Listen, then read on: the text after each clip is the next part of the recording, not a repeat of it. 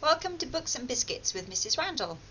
Today we're going to be reading the story Marmaduke, the Very Different Dragon by Rachel Valentine and Ed Eves. Marmaduke was different.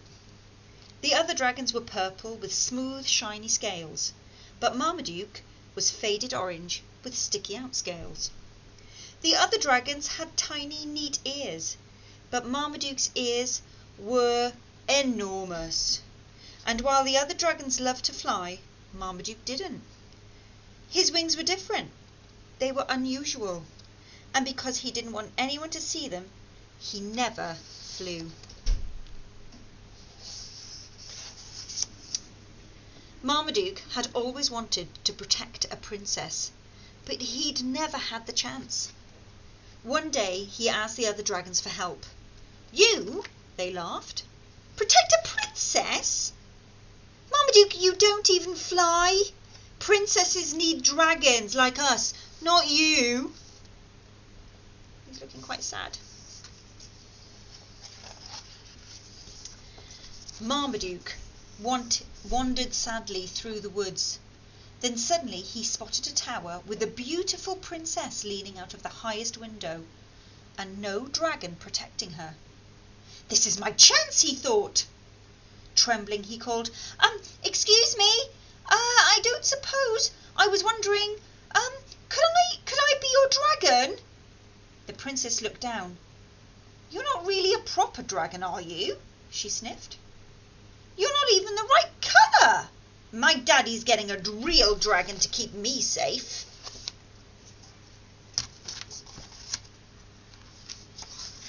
Poor Marmaduke. He turned and ran as fast as he could, all the way to his cave, where he curled up on his bed. "I don't like being different," he sighed, and a tear rolled down his cheek. But a long way away, someone else was being different too. Princess Meg. The other princesses were quiet with pretty dresses and neat hair, but Meg was loud with crazy dress and crazy messy hair. And while the other princesses sat calmly on their chairs, Meg loved to dance in a most unprincess-like way. None of the dragons wanted to protect Meg, but she didn't mind. "Who'd want to steal me?" she chuckled. "I don't need a dragon."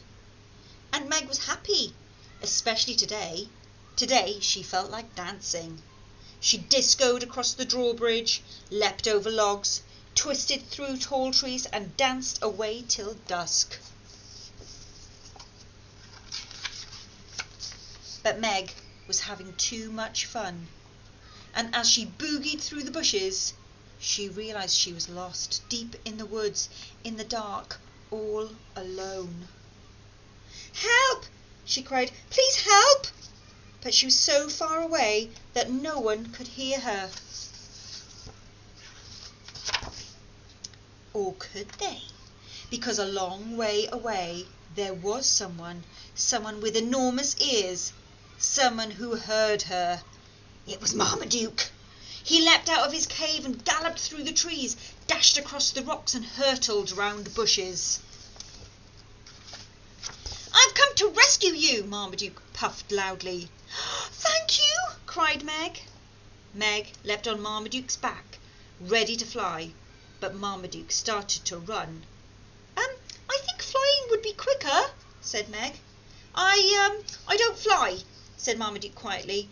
My wings don't look like other dragons' wings. They're different." "I'm sure they're fine," said Meg kindly. "Why don't you show me?" And so very slowly Marmaduke opened his wings.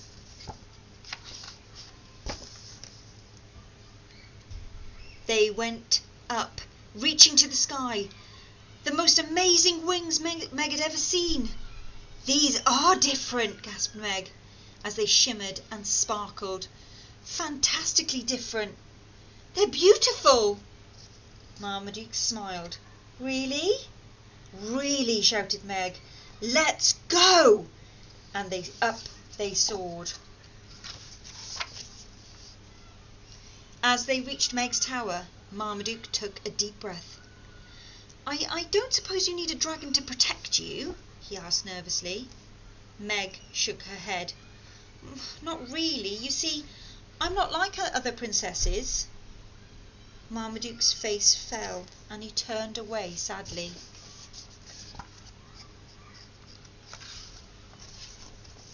But then Meg smiled. I would like a friend though, she said. A wonderfully different friend. A friend just like you. Marmaduke and Meg were different. Fantastically, brilliantly, happily different, together. The other dragons watched them shaking their heads. Really, they're having way too much fun, they grumbled. They're far too happy. I wish, they each muttered. I wish I could be that different too.